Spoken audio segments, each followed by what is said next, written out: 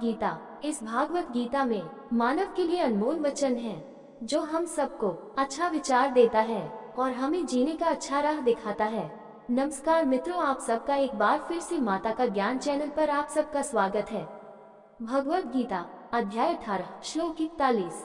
ब्राह्मण क्षत्रिय वैश्य शूद्राण च परन्तप कर्माणि प्रविभक्तानि स्वभाव प्रभावे गुणे।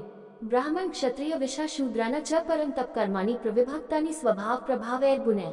ब्राह्मण पुरोहित वर्ग का, क्षत्रिय योद्धा और प्रशासनिक वर्ग, विषम व्यापारी और कृषक वर्ग, शूद्रानाम श्रमिक वर्ग का, च तथा परन्तप अर्जुन शत्रुओं को वश में करने वाला, कर्माणि कर्तव्य, प्रविभक्तानि वितरित, स्वभाव प्रभावे गुणे अपने स्वभाव और गुणों के आधार पर कार्य करना। ब्राह्मण क्षत्रिय विषम शूद्रं च परन्तप कर्माणि प्रविभक्तानि स्वभाव प्रभावे गुणे। अनुवाद: ब्राह्मणों, क्षत्रियों, वैश्यों और शूद्रों के कर्तव्यों को उनके गुणों के अनुसार जन्म से नहीं वितरित किया जाता है। किसी ने बिल्कुल सही कहा है कि परफेक्ट प्रोफेशन ढूंढना एक परफेक्ट जीवन साथी ढूंढने जैसा है। लेकिन हम अपने लिए सही पेशा कैसे खोजें? यहाँ श्री कृष्ण बताते हैं कि लोगों के व्यक्तित्व का निर्माण करने वाले गुणों के अनुसार उनका स्वभाव अलग अलग होता है और इस प्रकार अलग अलग पेशेवर कर्तव्य उनके लिए उपयुक्त होते हैं। वर्णाश्रम धर्म की व्यवस्था स्वभाव प्रभावे गुणे व्यक्ति के स्वभाव और गुणों पर आधारित कार्य के अनुसार समाज का एक वैज्ञानिक संगठन था। वर्गीकरण की इस प्रणाली में 4 आश्रम जीवन के चरण और 4 वर्ण व्यावसायिक श्रेणियां थे। जीवन के चरण थे: 1 ब्रह्मचर्य आश्रम छात्र जीवन जो जन्म से 25 वर्ष की आयु तक चलता था। 2 गृहस्थ आश्रम घरेलू जीवन जो नियमित विवाहित जीवन था, 25 वर्ष की आयु से 50 वर्ष की आयु तक। 3 वानप्रस्थ आश्रम अर्थ त्याग जीवन जो 50 वर्ष से 75 वर्ष की आयु तक था। इस अवस्था में व्यक्ति परिवार के साथ रहना जारी रखता था लेकिन त्याग का अभ्यास करता था।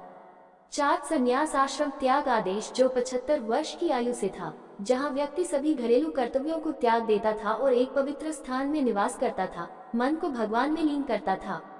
4 वर्ण व्यावसायिक श्रेणियां थे: ब्राह्मण पुरोहित वर्ग, क्षत्रिय योद्धा और प्रशासनिक वर्ग, वैश्य व्यापारी और कृषक वर्ग और शूद्र श्रमिक वर्ग। वर्णों को आपस में ऊंचा या नीचा नहीं माना जाता था। चूंकि समाज का केंद्र ईश्वर था, इसलिए सभी ने खुद को और समाज को बनाए रखने के लिए अपने आंतरिक गुणों के अनुसार काम किया और ईश्वर प्राप्ति की दिशा में प्रगति करके अपने जीवन को सफल बनाया। इस प्रकार वर्णाश्रम व्यवस्था में विविधता में एकता थी। विविधता प्रकृति में निहित है और इसे कभी हटाया नहीं जा सकता। हमारे शरीर में विभिन्न अंग हैं और वे सभी अलग अलग कार्य करते हैं। सभी अंगों से समान कार्य करने की अपेक्षा करना व्यर्थ है। उन सभी को अलग अलग देखना अज्ञानता का प्रतीक नहीं है, बल्कि उनकी उपयोगिताओं का तथ्यात्मक ज्ञान है। इसी तरह इंसानों के बीच की विविधता को भी नजरअंदाज नहीं किया जा सकता। यहाँ तक कि साम्यवादी देशों में भी जहाँ समानता सबसे महत्वपूर्ण सिद्धांत है, वहाँ पार्टी के नेता हैं जो विचारधाराएं बनाते हैं, वहाँ सेना है जो बंदूकें चलाती है और राष्ट्र की रक्षा करती है, ऐसे किसान हैं जो भूमि पर खेती करते हैं और ऐसे औद्योगिक श्रमिक हैं जो यांत्रिक कार्य करते हैं। बराबरी की तमाम कोशिशों के बावजूद व्यवसायों की 4 श्रेणियां वहाँ भी मौजूद हैं। वर्णाश्रम प्रणाली ने मानव स्वभाव में विविधता और लोगों के स्वभाव से मेल खाने वाले वैज्ञानिक रूप से निर्धारित कर्तव्यों और व्यवसायों को मान्यता दी।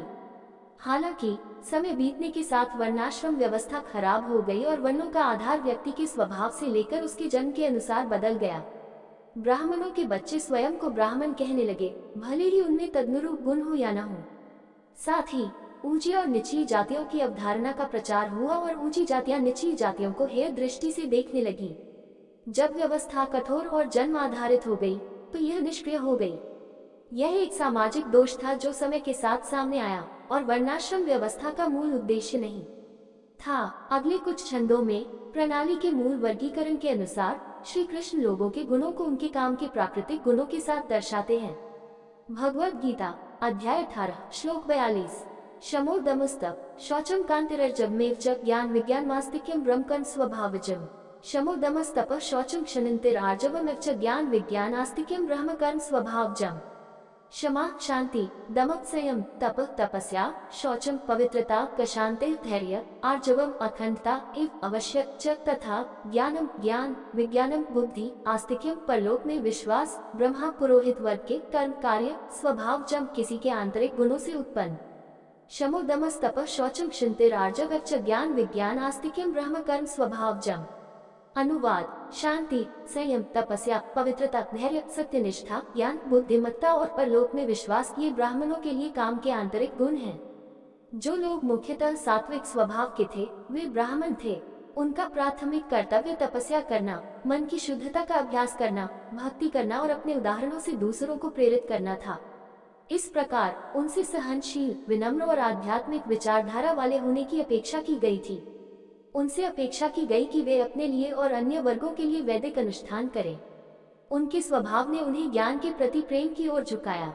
इसलिए शिक्षण का पेशा ज्ञान विकसित करना और इसे दूसरों के साथ साझा करना भी उनके लिए उपयुक्त था। हालांकि उन्होंने स्वयं सरकारी प्रशासन में भाग नहीं लिया, फिर भी उन्होंने अधिकारियों का मार्गदर्शन किया। और चूंकि उनके पास धर्मग्रंथों का ज्ञान था, इसलिए सामाजिक और राजनीतिक मामलों पर उनके विचारों को बहुत महत्व दिया जाता था। भगवद गीता अध्याय 18 श्लोक 43। शौर्यं तेजो धृतिर्दाक्ष्यं युद्धि चाप्यप्लायनं दानमीश्वर भावश्च क्षत्रं कर्म स्वभावजम्। शौर्यं तेजो धृतिर्दाक्ष्यं युद्धि चाप्यप्लायनं दानमीश्वर भावश्च क्षत्रं कर्म स्वभावजम्। शौर्यं वीरता, तेज शक्ति, धृति धैर्य, दाक्ष्यम युद्धे शस्त्र विद्या में कुशलता, च तथा अपि भी अपलायनम भागना नहीं, दानम विशाल हृदयता, ईश्वर नेतृत्व, भावक गुण, च तथा क्षत्रम योद्धा और प्रशासनिक वर्ग का कर्म कार्य स्वभाव जम किसी के आंतरिक गुणों से उत्पन्न। शौर्यम तेजो धृतिर दाक्ष्यम युद्धे चाप्य अपलायन दानईश्वर भावश्च क्षत्रम कर्म स्वभाव जम। अनुवाद वीरता, शक्ति, धैर्य, शस्त्र विद्या में निपुणता, युद्ध से कभी पीछे न हटने का संकल्प, दान में विशाल हृदयता और नेतृत्व क्षमता, ये क्षत्रियों के लिए काम के स्वाभाविक गुण हैं। क्षत्रिय वे थे जिनकी प्रकृति मुख्यतः राजसिक थी, जिसमें सत्व गुण का मिश्रण था। इसने उन्हें शाही, वीर, साहसी, आज्ञाकारी और दानशील बना दिया। उनके गुण मार्शल और नेतृत्व कार्यों के लिए उपयुक्त थे और उन्होंने देश पर शासन करने वाले प्रशासनिक वर्ग का गठन किया। फिर भी उन्हें एहसास हुआ कि वे ब्राह्मणों की तरह विद्वान और पवित्र नहीं थे। इसलिए वे ब्राह्मणों का सम्मान करते थे और उनसे वैचारिक, आध्यात्मिक और नीतिगत मामलों पर सलाह लेते थे। भगवद गीता अध्याय 18 श्लोक 44। कृषि गोरक्ष वाणिज्यम वैश्य कर्म स्वभावजम परिचर्यात्मकम कर्म शूद्रस्यापि स्वभावजम। कृषि गोरक्ष वाणिज्यम वैश्य कर्म स्वभावजम परिचर्यात्मकम कर्म शूद्रस्यापि स्वभावजम। कृषि, गो रक्षक डेयरी फार्मिंग, वाणिज्य वैश्य व्यापारी और कृषक वर्ग के कर्म कार्य स्वभाव जम व्यक्ति के आंतरिक गुणों से उत्पन्न, परिचर्या कर्म के माध्यम से सेवा करना, आत्मगम प्राकृतिक कर्म कर्तव्य, शूद्रस्य श्रमिक वर्ग का एपीआई और स्वभाव जम किसी के आंतरिक गुणों से उत्पन्न। कृषि गो रक्ष्य वाणिज्यम वैश्य कर्म स्वभाव जम परिचर्यात्मकम कर्म शूद्रस्यापि स्वभाव जम। अनुवाद कृषि, डेयरी फार्मिंग और वाणिज्य वैश्यों के गुणों वाले लोगों के लिए स्वाभाविक कार्य है। कर्म द्वारा सेवा करना शूद्र गुणों वाले लोगों का स्वाभाविक कर्तव्य है। वैश्य वे थे जिनका स्वभाव मुख्यतः राजसिक और तमोगुण के मिश्रण वाला था। इस प्रकार उनका झुकाव व्यापार और कृषि के माध्यम से आर्थिक संपदा पैदा करने और उसे अपने पास रखने की ओर था।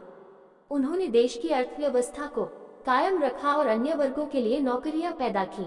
उनसे समाज के वंचित वर्गों के साथ अपनी संपत्ति साझा करने के लिए धर्मार्थ परियोजनाएं शुरू करने की भी अपेक्षा की गई थी। शूद्र वे थे जिनकी प्रकृति तामसिक थी। उनका झुकाव छात्रवृत्ति, प्रशासन या व्यावसायिक उद्यम की ओर नहीं था। उनकी प्रगति का सबसे अच्छा तरीका उनकी बुलाहट के अनुसार समाज की सेवा करना था। इस वर्ग में कारीगर, तकनीशियन, नौकरी करने वाले, दर्जी, शिल्पकार, नाई आदि शामिल थे। भगवद गीता अध्याय 18 श्लोक 45। स्वे स्वे कर्मण्यभिरत संसिद्धि लब्धे नर स्वकर्मनिरत सिद्धि यथा विन्दति तच्छृणु। स्वे स्वे कर्मण्य अभिरतः संसिद्धि लब्धे नर स्वकर्म निरत सिद्धि यथा विन्दति तच्छृणु। स्वे स्वे क्रमशः कर्माणि कार्य अभिरत पूर्ण करने वाला, संसिद्धि पूर्णता लब्धे प्राप्त करे, नरः एक व्यक्ति, स्वकर्म अपने निर्धारित कर्तव्य के प्रति निरत लगे हुए, सिद्धि पूर्णता यथा जैसे विन्दति प्राप्त करता है, तत् वह शृणु सुनो। स्वे स्वे कर्मण्य अभिरतः संसिद्धिं लब्धे नर स्वकर्म निरत सिद्धि यथा विन्दति तच्छृणु। अनुवाद अपने जन्मजात गुणों से उत्पन्न अपने कर्तव्यों को पूरा करके मनुष्य पूर्णता प्राप्त कर सकता है। अब मुझसे सुनो कि कोई व्यक्ति अपने निर्धारित कर्तव्यों का पालन करके किस प्रकार उत्तम बन सकता है। स्वधर्म हमारे गुणों और जीवन में स्थान पर आधारित निर्धारित कर्तव्य है। उनका प्रदर्शन ये सुनिश्चित करता है कि हम अपने शरीर और दिमाग की संभावित क्षमताओं का रचनात्मक और लाभकारी तरीके से उपयोग करें। इससे शुद्धि और उन्नति होती है तथा स्वयं और समाज के लिए शुभ होता है। और चूंकि निर्धारित कर्तव्य हमारे जन्मजात गुणों के अनुरूप हैं, इसलिए हम उन्हें निर्वहन करने में सहज और स्थिर महसूस करते हैं। फिर जैसे जैसे हम अपनी योग्यता बढ़ाते हैं, स्वधर्म भी बदलता है और हम अगली उच्च कक्षा में कदम रखते हैं।